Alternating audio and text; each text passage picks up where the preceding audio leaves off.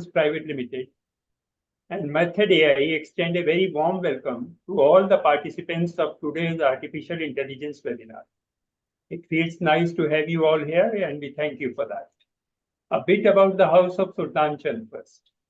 Pioneers in the field of book publishing in post-independent India, we cater to students from pre-primary to university level, churning out over 600 regular titles, besides adding new ones to our stable year after year. Known for competently written, elegantly produced, and reasonably priced books, our publications are widely prescribed in reputed schools and colleges across the country and in some neighboring nations as well. Our authors are distinguished academicians, professors, and educationists with vast experience and expertise. We are proud to be associated with them. I now introduce you to the host of today's webinar, Dr. Sachin Gupta. Besides authoring artificial intelligence and data science books for classes 9th and 10th, Dr. Gupta is Dean, Research and Innovation, Maharaja Agrasen Institute of Technology, Guru Gobind Singh Indraprastha University, Delhi. It is a matter of great pride for us that Dr. Gupta's latest book on AI, Decoding Artificial Intelligence, has won the Outstanding Contribution to AI Literature award recently. We congratulate him for that. Besides, Dr. Gupta has also been HOD Computer Science Engineering and MCA Department, Dronacharya Group of Institutions, Deputy Director and Head, Computer Science Department, Chandraprabhu Jain College of Higher Studies, affiliated to GGSIPU, Delhi. With a teaching experience of over 22 years, which includes teaching undergraduate and postgraduate students and researchers, Dr. Gupta's academic pursuits have been fairly meritorious, winning him several awards, distinctions, scholarships, including the Certificate of Academic Excellence by GGSIPU. Dr. Gupta has also contributed to various journals, conferences, and books for schools and higher education, both nationally and internationally. His achievements are truly commendable. I now request Dr. Gupta to take you through today's webinar. Thank you. Have a great day. Thank you so much for the introduction, sir. I see a lot of people who had joined the session 2 weeks back when we started the series. There are a lot of questions about what are the different types of artificial intelligence and in particular understanding of supervised and unsupervised learning or neural network per se. So the session is going to be about that today. We'll have a demo practically of how to show your students examples of supervised and unsupervised learning, both in the classroom. And in case there are any questions close to this, apart from this, you're most welcome to ask. So I'll share my screen and we'll start with the session for today. I hope my screen is visible, everyone.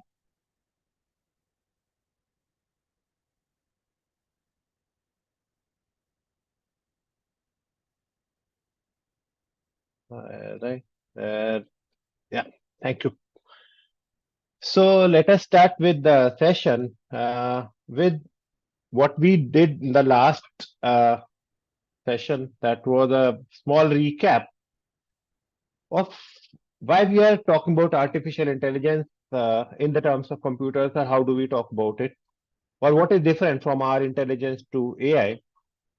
So we talk about the human knowledge or human intelligence is something that is acquired over a course of their lifetime, often without even we realizing it.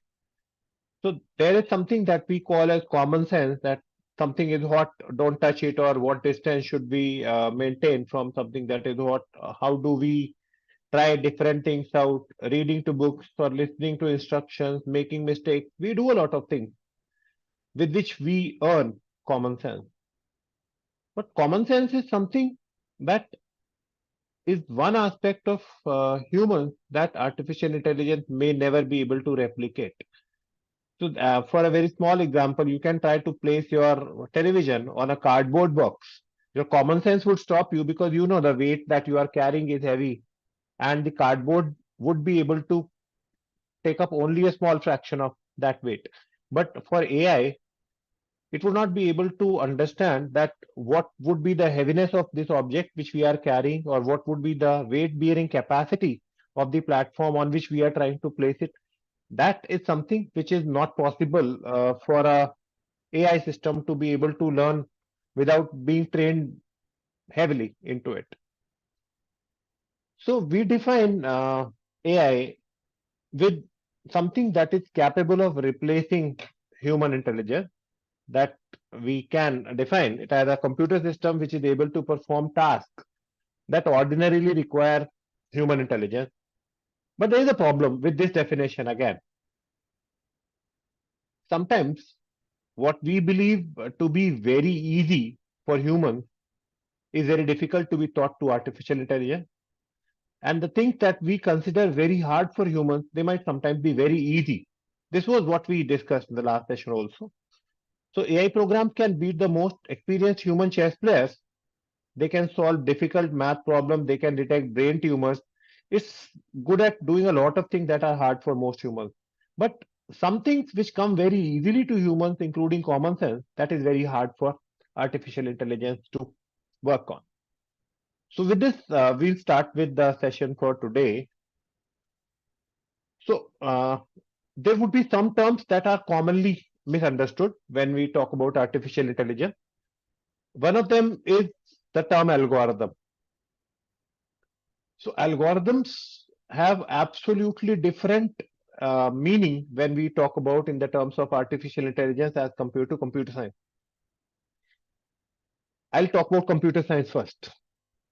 So for computer science, an algorithm is a step-by-step process of doing something that we have already maintained.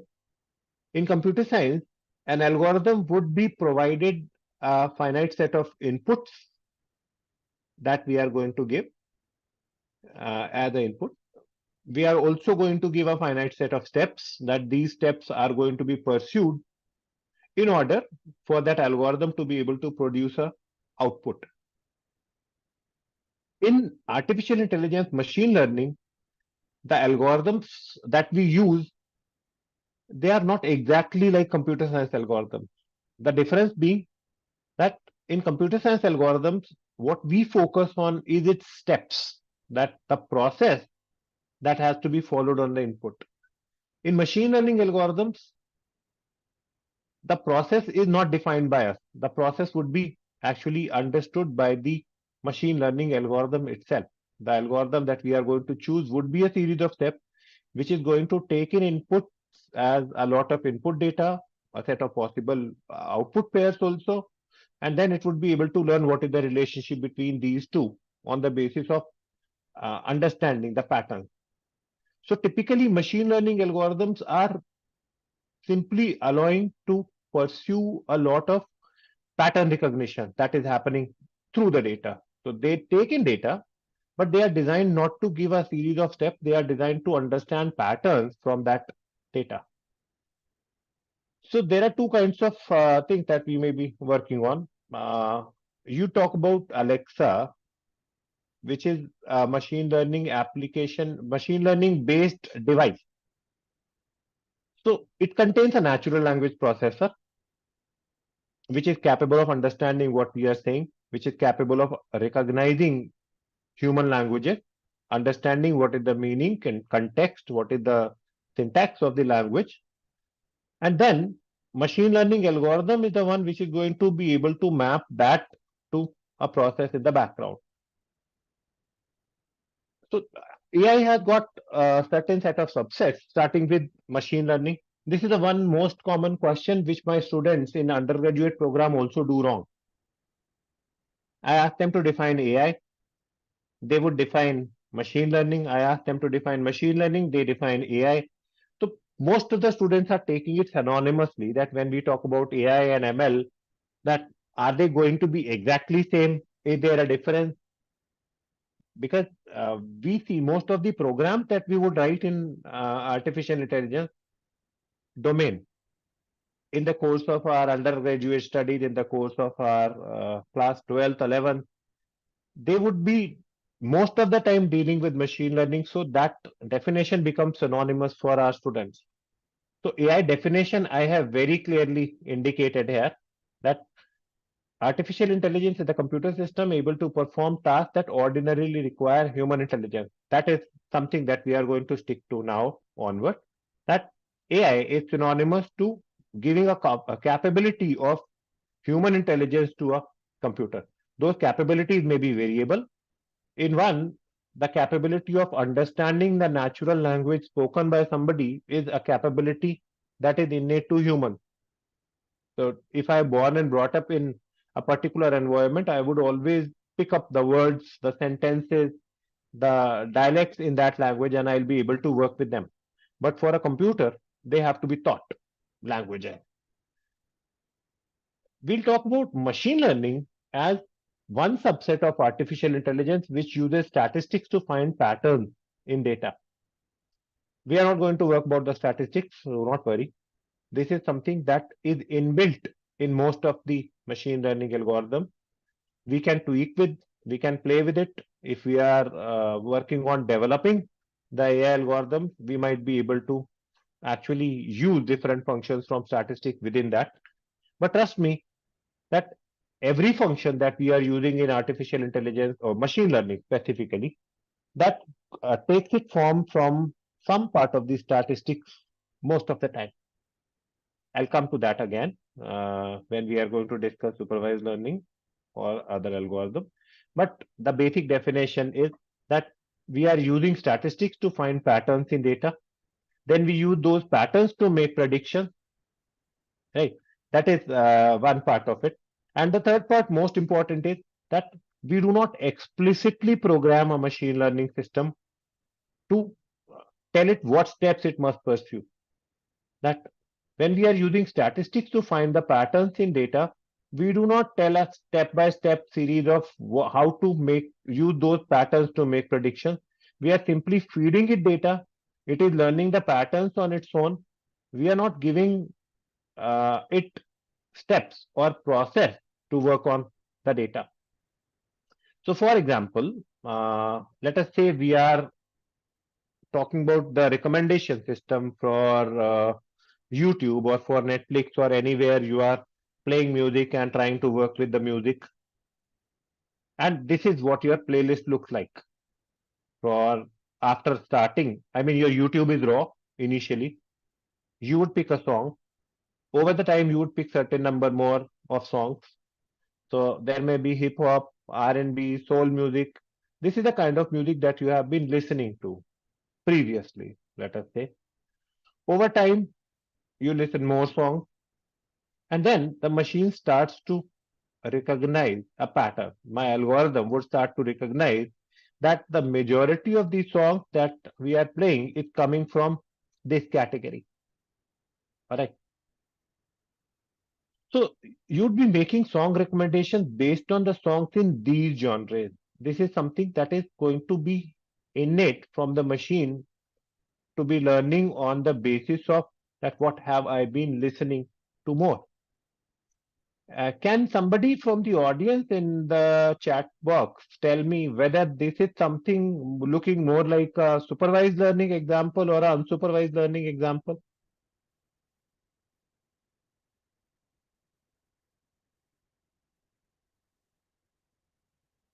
Yes, please. I just like to see that how do you perceive this, that there are different genres. We are listening to different kind of songs.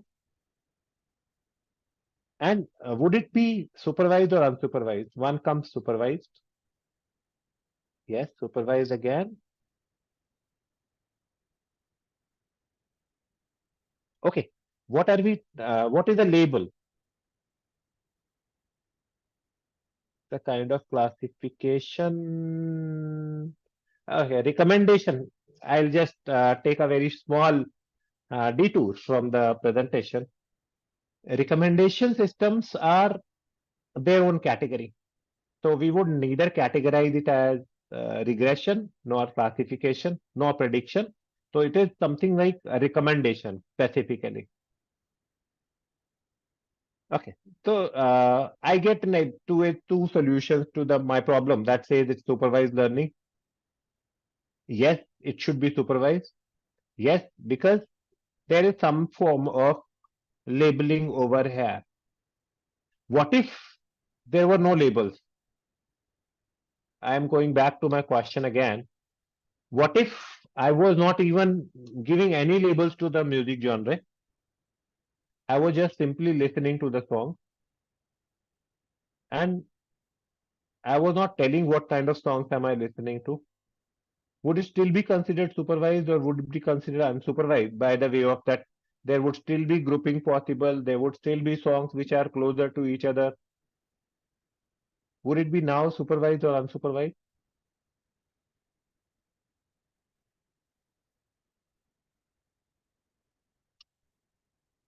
Okay, we'll get random choices. This is one. Let's take it forward.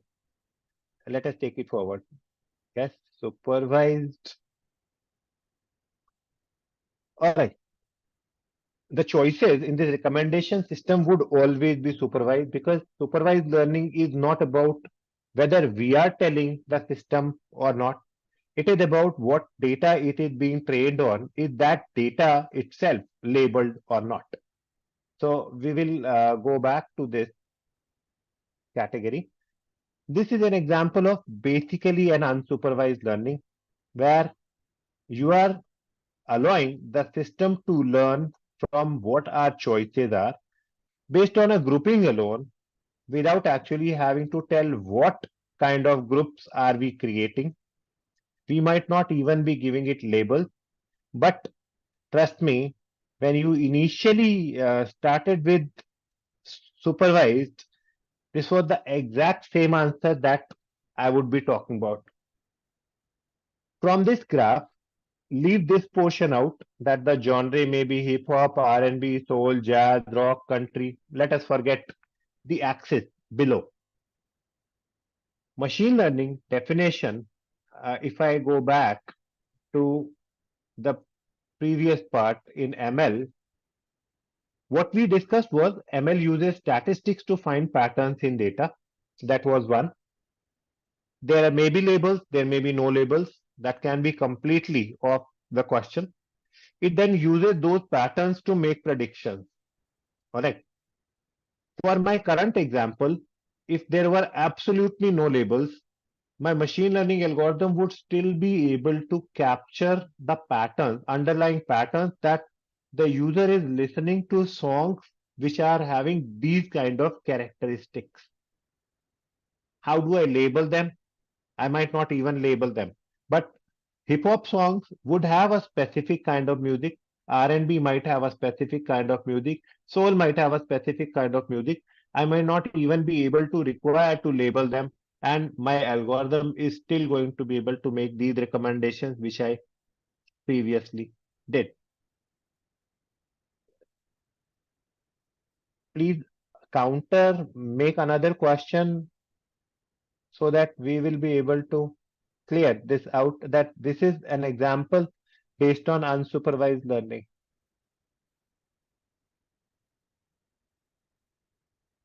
Any questions here?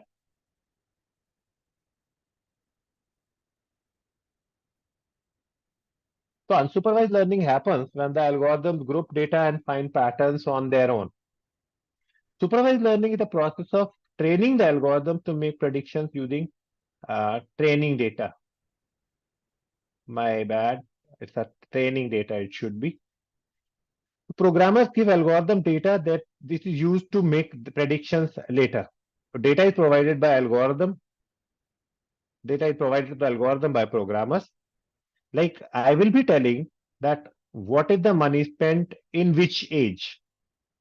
Let us say this is the data that I am trying to give. And then the algorithm finds patterns in the data which have been given by the programmer. Eventually, when a new user joins the site, the algorithm decides that how much are they projected to spend based on their age. This is an example of regression. I hope the two examples are clear, that where we are giving the examples to the machine, where we are also telling the machine what to understand in these examples with labels, or whether we were giving the data without actually having to require to give any labels, but the machine would still be able to find the patterns on their own, would be unsupervised. Taking it forward here. Can somebody tell me what is the statistical significance that we spoke about statistics also? How would it be able to actually find this algorithm or this pattern that there is a correlation between these two things based on money spent on age, that with more age we spend more money, or how does it learn? What is the statistical part in this slide?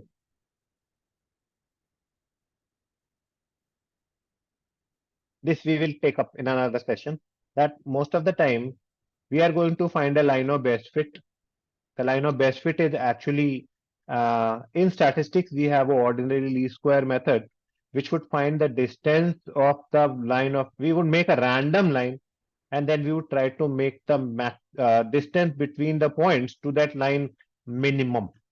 That's something called residuals, and we are going to discuss more about residuals and ordinary least square regression when we come up in a few sessions later about it.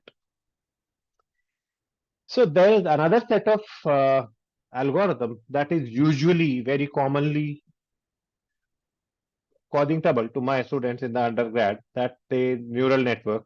Sir, what is the neural network? What is a layer? How do we decide that how many layers should there be?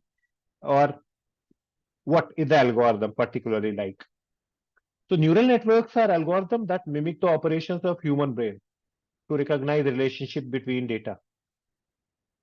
They consist of layers of artificial neurons that work together to produce an output, and we will see an example now. So input layer might contain some neurons. How do we decide what is the number of neurons on the input layer? I'll come to it just in a very short while. So training data is sent through the input layer to the neural network. Then each node in a hidden layer is a mathematical function. Like previously, we saw one mathematical function, which was actually, I talked about a line of best fit. So this line of best fit would normally be a mathematical equation like y equal to mx plus c, a simple equation of a line that we were talking about, or an equation of a plane that might be. But everything here it becomes a mathematical function in regression. Similarly, in a neural network, the hidden layer would be, each node is a mathematical function here that would be optimizing some or the other aspect of it. So this was the example that we were talking about. So whenever data is sent to a hidden layer node, the node computes the significance of the input. Like for this input, what is the significance? For the other hidden layer node also computes the significance. The third layer also computes the significance based on what is their perception. Similarly, for the second input also, each of the node is going to compute the significance of the input. Initially, when we start out, these numbers would be randomly assigned, that we might take weight associated with this, that, okay, let us say I want to identify visually split two different types of object. One is a orange and one is an apple. So on the input layer, there goes an orange. On the other input layer, example goes for a apple. We are not labeling it. We are not telling it anything about it. So the first layer, first node might be computing the shape. The second layer might be taking the color. The third layer might be taking the texture. And they would assign different numbers to what is the weightage for this to be identified as an apple or an orange. And later on, when they keep on seeing more data, if the input meets a certain threshold, the output is sent to the next node. There may be multiple hidden layers also. And eventually the result is then sent to an output layer which says, okay, the color is red, the shape is round, and if I can see that it's a red colored object with a round shape, it is more likely to be an apple. That becomes its output. If the significance of the numbers that the output layer is receiving is not much, then we repeat the process. Then we keep on repeating it, given either giving it more inputs or maybe iterating the hidden layers more every time, because when the output says that it's not correct, then we can keep on adjusting the weights till the time the output layer becomes perfect. So that accuracy is received by a lot of iterations that happen, that you call in the terms of deep learning as epochs. So how many times are we working with the input data over and over again, that and adjusting the weights of the hidden layers over and over again? That basically how neural network would work. In the terms of human beings, it is something like when we start trying to cycle, there are a lot of parameters that how much acceleration should we give, with how much balance we should try to make, and we keep on learning by doing the same process over and over again, maybe changing the weight on the paddle, maybe changing the weight of how much are we leaning forward. So there would be a lot of parameters that we keep on having adjusted unless and until we finally reach to our goal of making it balanced. That basically is a human example of a neural network, how it would function. All right. So we can add more hidden layers to solve more difficult tasks. That happens with the neural network.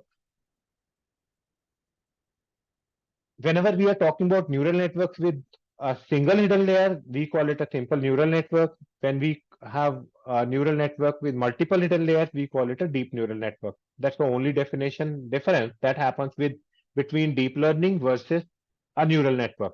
So most of the students ask that is deep learning exactly the same as neural network? For deep learning, the process is the same, but the number of layers in deep learning would be far more. The computations would be more expensive, the computations would be more intensive also. All right.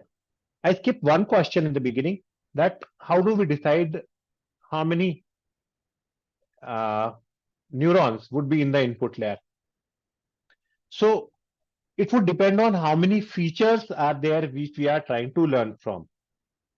So for a student to be able to classify it, or to be able to, if you are trying to predict the marks of a student in the output based on the features like what is the number of hours he is studying, what is the number of hours he is playing, what is the number of hours they are revising, how many books are they referring, each one of them will become a feature at the input layer. Eventually, what we are trying to find out is what is the score that is predicted possibly for this student. Or it may be the prediction of a disease, that there is a disease or not. So we look at all the features of the patient, like what is the body temperature, that may be one, what is the color of the skin, that may be another. Then there may be different diagnostic parameters. For each feature, we would have a neuron at the input layer. And the output layer would be either going out with a single output if we are making regression or a prediction, and the output layer may have multiple outputs if we are trying to make a classification. Like if we are trying to identify numbers based on handwritten character dataset, in that case, the output layer may be having a lot of different outputs, that it would either output 9 or 8 or 7. That would be classification. In the case of classification, multiple outputs. In the case of regression, there would be a single output. So I hope so far is clear. We'll come to natural language processing after a very short demonstration on how do you take it forward to your students for teaching them the basics. I'll share the links again with you. Teachable machine, all of you are aware. Can somebody tell me what is this example? We are going to give it some samples. We are going to also predict class. Would this be an example of a supervised or unsupervised learning, looking at the diagram? I'll open the chat window again.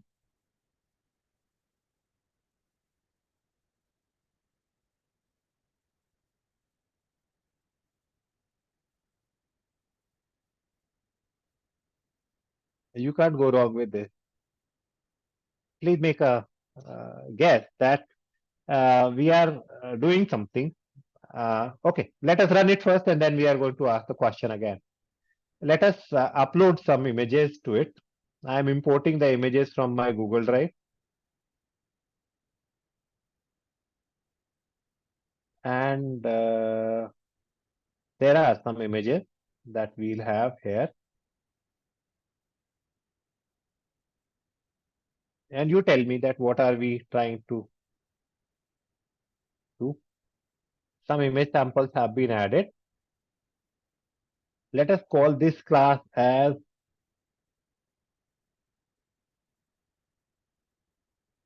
daytime scenes. Let us take another set of images. I'll import them from my Google Drive.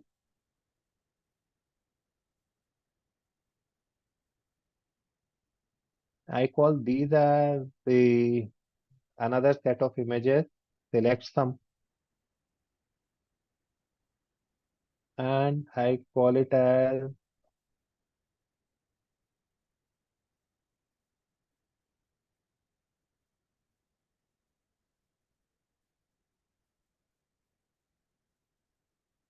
nighttime scenes. And then train the model. This is happening within your browser. You cannot close your browser. You cannot move away from your browser. There are some, there is an imbalanced data set here. 22 images are here, 50 images are here. But something is happening within your browser which is learning from the data itself. We are not giving any parameters other than only data. Each of the image is labeled, that is for sure. But at the same time, we have not told our model on how to identify what is the feature, what are the basis on which we are classifying on. So let us try to give it another file from my Google Drive again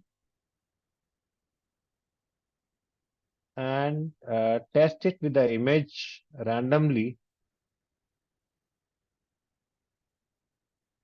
So this is the image. Would it be okay? See the example out. It actually classifies it immediately as daytime scenes with 100% probability. That probability might vary for some. That probability might be less or more. Okay. So from YouTube, this comes as an example of supervised learning. How many, those who are on with us in the Zoom session, what do you think? Is it an example of supervised or unsupervised learning?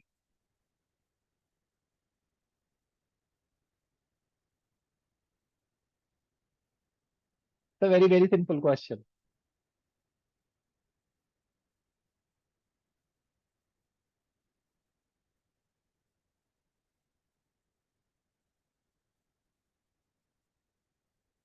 Go on. Okay. I have, please, there may be times when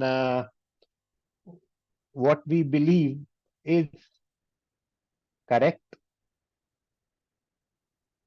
There might be times when we feel that this was something that we already learned and something somebody else is teaching is contrary to that. That is possible. But I designed the exercise previously to make sure that it is confusing by and large. It was designed to be confusing. So one output comes that it is unsupervised. One says it is supervised. I see two responses, 50-50 each. Can somebody try to balance it? That we have given daytime scenes, we have given some image samples. In nighttime scenes also, we have given some image samples. And we have trained a model. Can somebody, okay, from YouTube, if you have said it is supervised, can somebody tell me what is the, okay, I'll wait for more. I'll wait for more inputs. One says supervised, that's 2-1 now. Rashmi is saying supervised, Meenu ma'am is saying unsupervised. From YouTube, I got a output supervised. 2:1. Anybody more?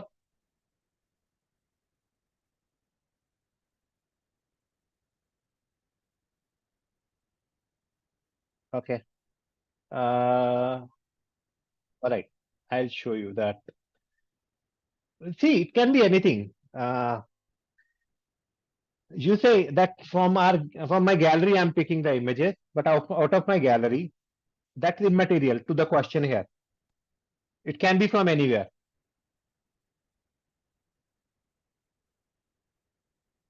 It can be from anywhere, trust me, and I'll prove it. Let's see. What if I would change the label to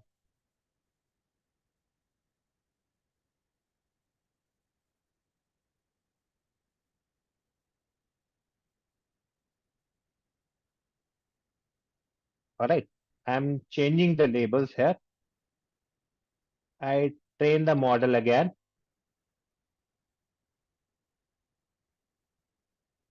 And I will again have an output, which would be giving me one out of these two outputs based on the image that I'm going to give it. Now the question comes back again, whether it is supervised or unsupervised.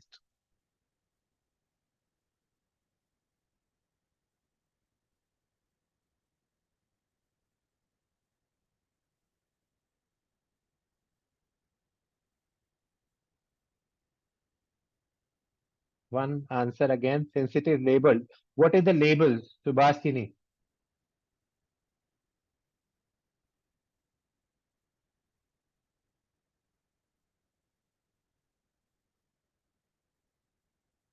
Can you please tell me what is the label that we are using?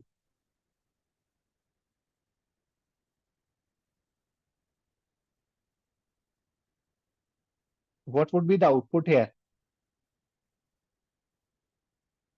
The next image that I have chosen on my screen.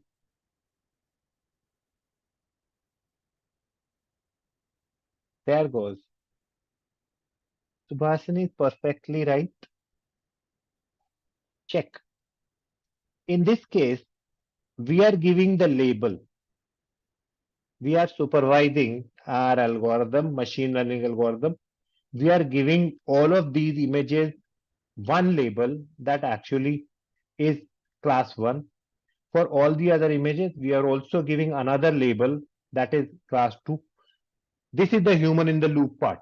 This is the part where we are supervising the algorithm to understand that all these images have got certain feature in common, but let us call all of these in one class that each of them has a label called party images.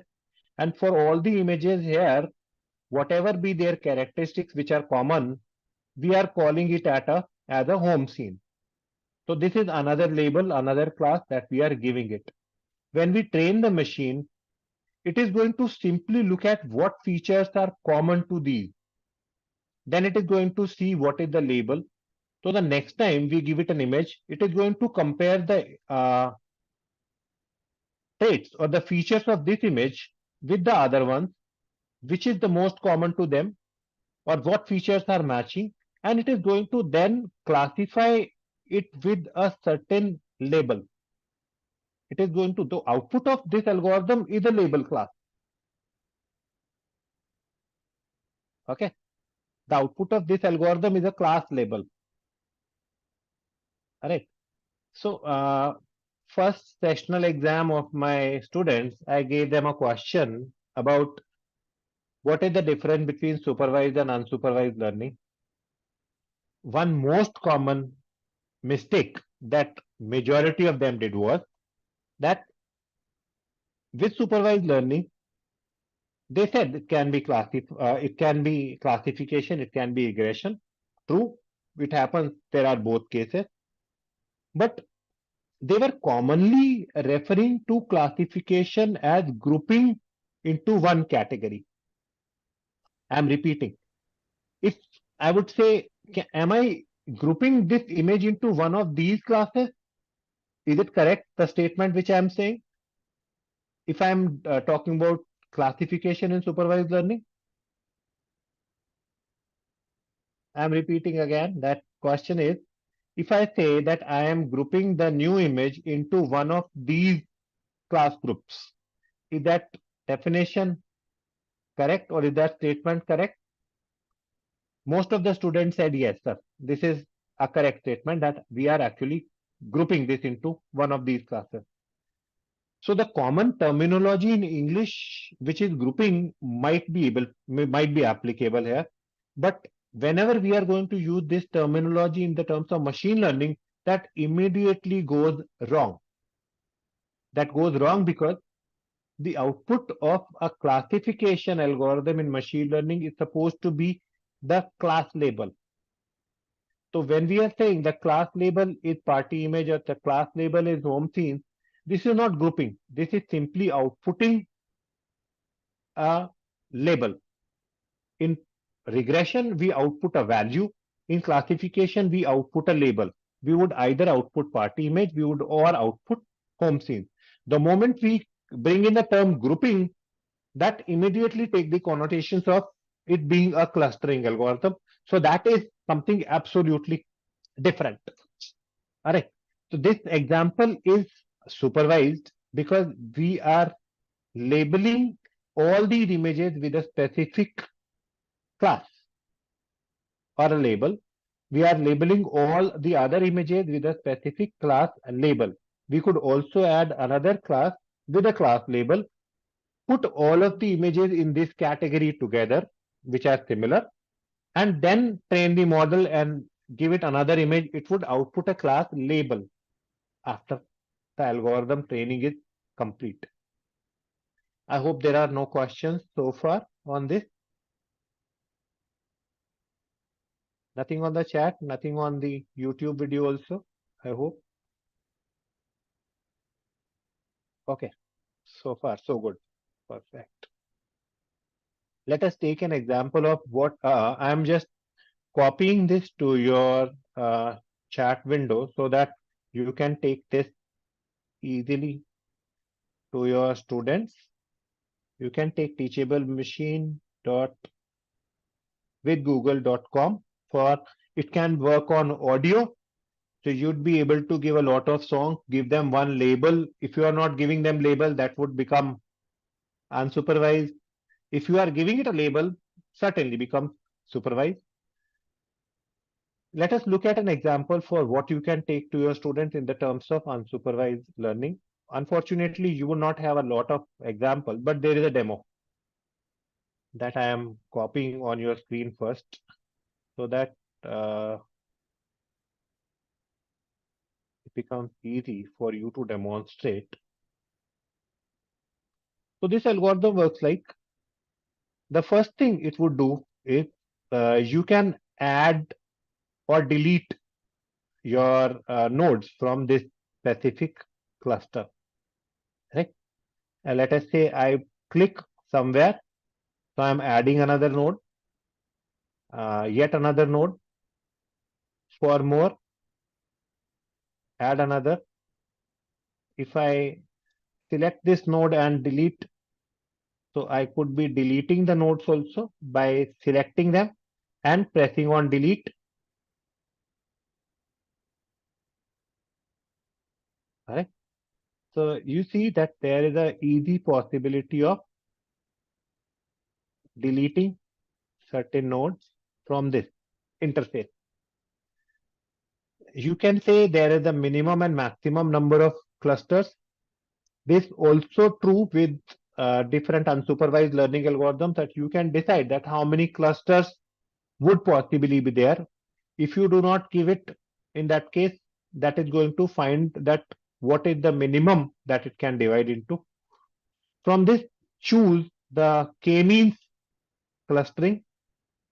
Again, you can see that by clicking outside, I would be able to add another example, or if I delete, I would be able to delete certain nodes by selecting, and the cluster keeps changing its shape based on what am I adding or deleting.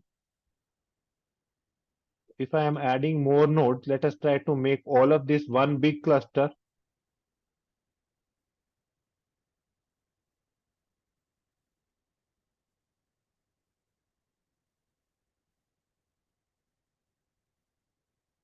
Okay. What are these responding to when I am adding or deleting nodes? Why is some of the node possibly into? Why you see the crosshair?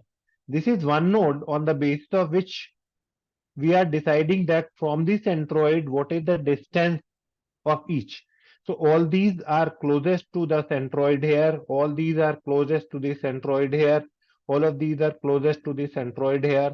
Another, if I remove, if I did reduce the number of clusters, then automatically only 4 centroids remain, or only 3 centroids remain. Similarly, I can keep on adding more number of clusters, and I can add more and more centroids also. So this is your k-means clustering demonstrated in a practical session that you will be able to take to your classroom. Right.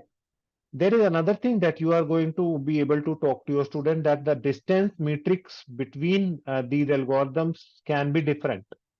So for 4 clusters, there are Euclidean, there is a Manhattan distance, there is another Chebyshev. So for different distance metrics, the clustering algorithm may produce different outputs. Right. So far in the syllabus, I have seen that the discussion about clustering algorithms is enough.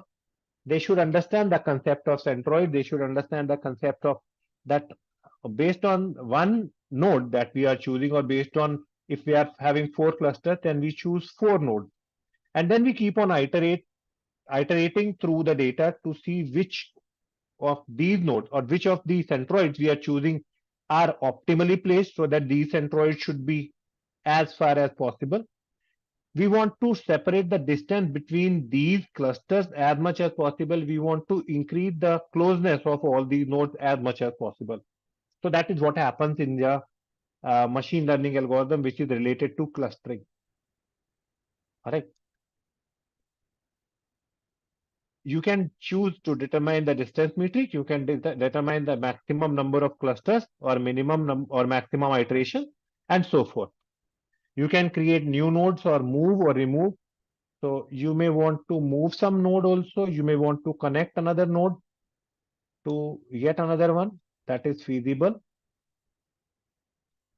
You may want to connect another, and so forth. This is something that you will be able to do with the diagram. You already have the link which you can take forward to your classroom. All right. How about a neural network to be trained? That would be very difficult to explain.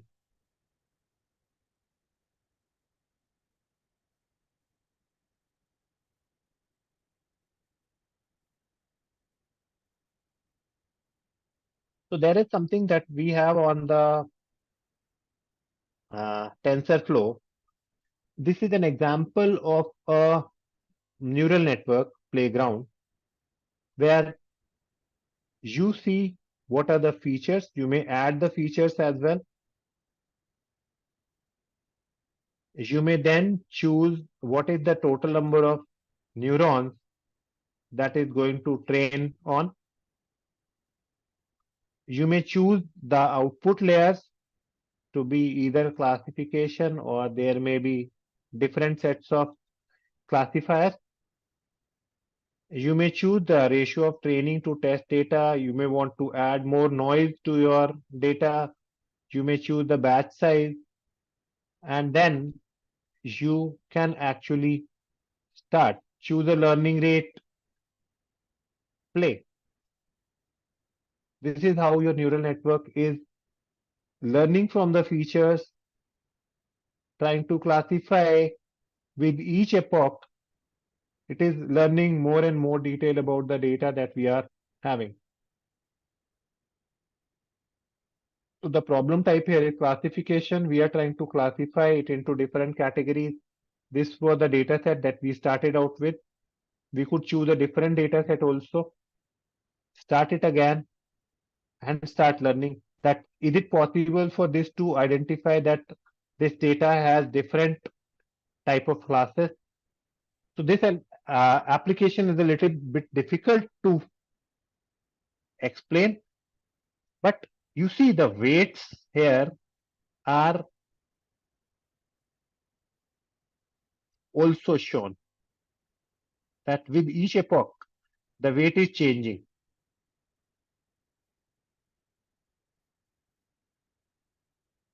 So you may want to add more weightage to it. And your algorithm responds. You may want to reduce the weightage if it is not automatically learning. And even if you increase the weight, this is going to later on change it back, because the feedback is going to tell that there is a loss happening which is more.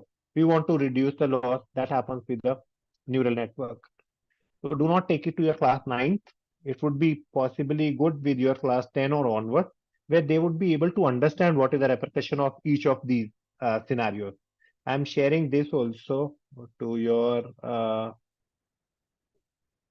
chat box so that you will be able to demonstrate it in your classroom.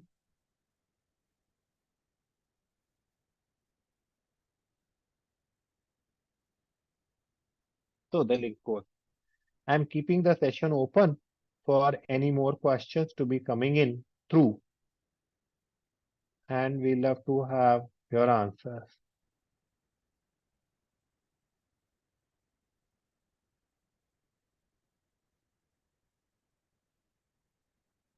So this is your playground.tensorflow.org for your neural networks.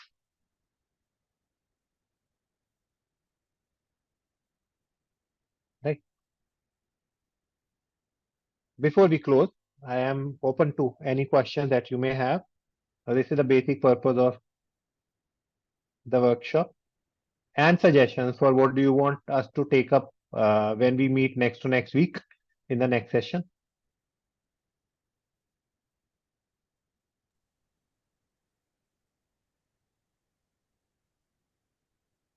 Sachin sir, Yes, sir.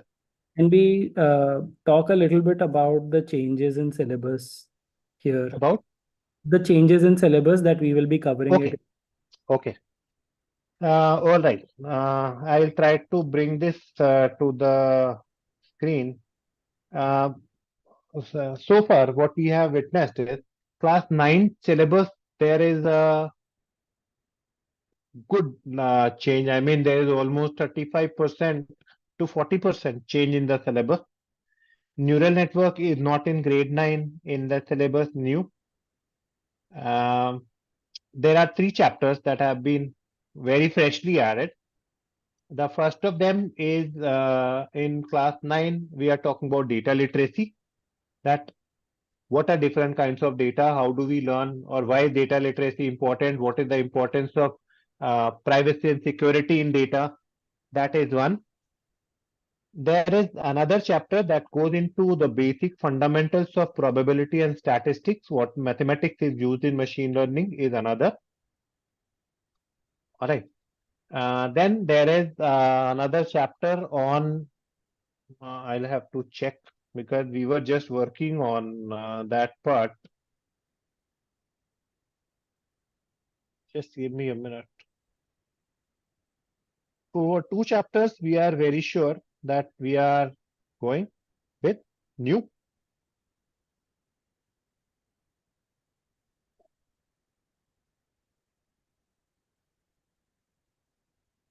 Okay. And for the third, we have a chapter additionally on Introduction to Generative Artificial Intelligence, that is new. So for the first unit, AI reflection project cycle, first and second unit probably have been combined into one. That is about AI. The second part was project cycle, which was a different chapter. They have been clubbed into one. Data literacy has been introduced as a new chapter. Mathematics for AI is a fresh new chapter. Introduction to generative AI is a new chapter. Introduction to Python is as it was earlier. This is still remaining. Introduction to Python is in practical work. Okay. Introduction to Python is now also into theory. It was previously possibly only in the practical part, but I believe there would be a bit of theory also in the examination now, as per Unit 5. In addition, in class 9, there was no student portfolio prior, but now there is a possible addition of some project work or field visit or student portfolio related to sustainable development goals. That is the part in artificial intelligence for class 9. Class 10 is not seeing much change from the previous syllabus. So I hope that there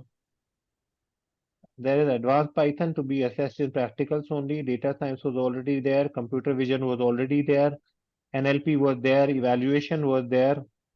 So I don't see much. If there would be minor details, changes in the detail that we are yet to see. But for most part, this is almost similar to what we have already had in the textbook for class 10. Even the activities are similar or same by and large. Class 10, there is not much change, except there is a part D, that is project work or field visit or student portfolio. So there you have some sample project, some field visit can be AI fest or exhibition, virtual tours of companies using AI, hackathons, CBSE or inter-school competitions, and maintaining a record of all activities that a student has done. That is the student portfolio part. That has been given. So class 9, there is a positive change as far as I believe, because I was wondering when would we bring in the concepts which are essential for a student to understand that these things form the foundations of AI and machine learning. So the very welcome bit is that there is a part on data literacy, there is a part on probability and statistics, very fundamental, which everyone would be able to take up comfortably. And we are coming out with, hopefully very soon, the additions to the syllabus in the books and in the form of supplements. Over to you, Ashish, sir. Thank you, sir. I think you've covered everything. Yeah. Thank you, Dr. Sachin Gupta, once again for a very informative session. And thank you, dear educators, for tuning in, as always. Some more sessions are lined up for you. Thanks to Dr. Gupta. Have a great weekend ahead. Stay safe. Thank you. Thank you so much, everyone. We are going to Thank you. provide the syllabus as soon as possible, the reference material also.